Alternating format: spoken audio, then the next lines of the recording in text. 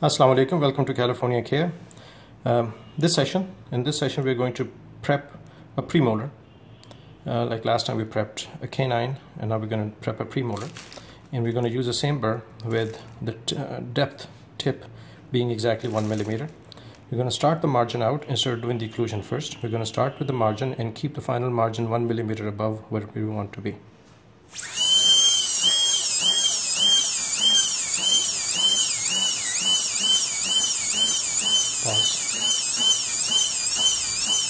Pause. So here we are.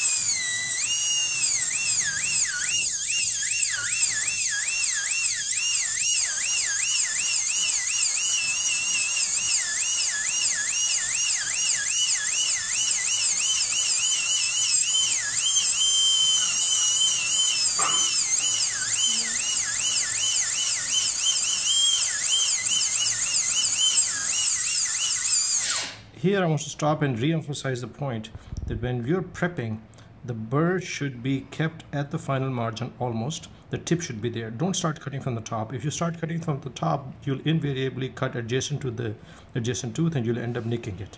But if you make sure that you are establishing the margins as the first thing, then you'll get this little sliver of enamel between your burr and the adjacent tooth, and you'll prevent damage to the adjacent tooth.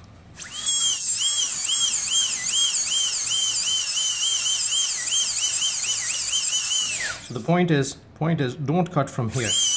Don't cut like that. Normally people start cutting here and then they take the burr inwards.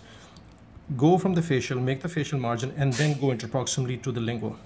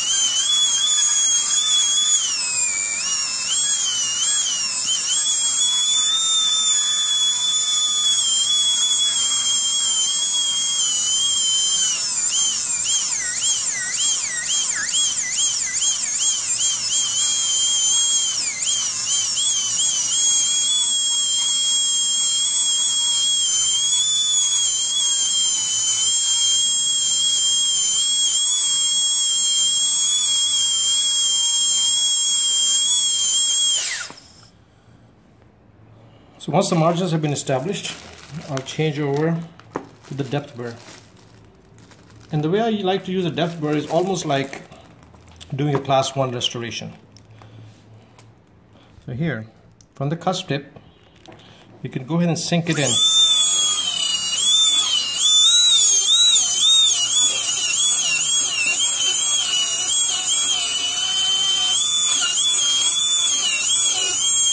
Remember, you need only 1.5 millimeter on the non-functional areas, and on the functional areas you need 2 millimeters.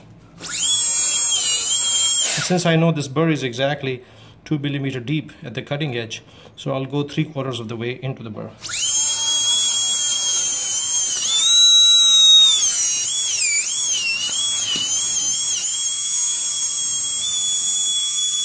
side also.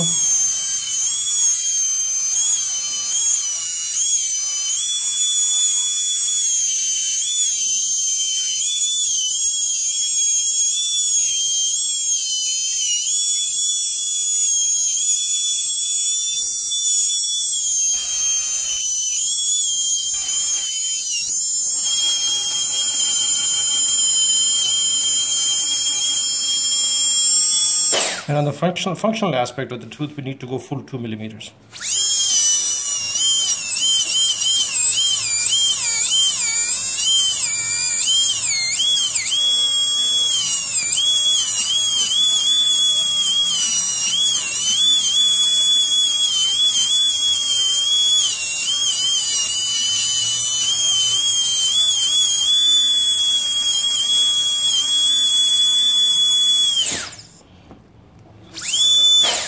Rest of the work is to just finish it.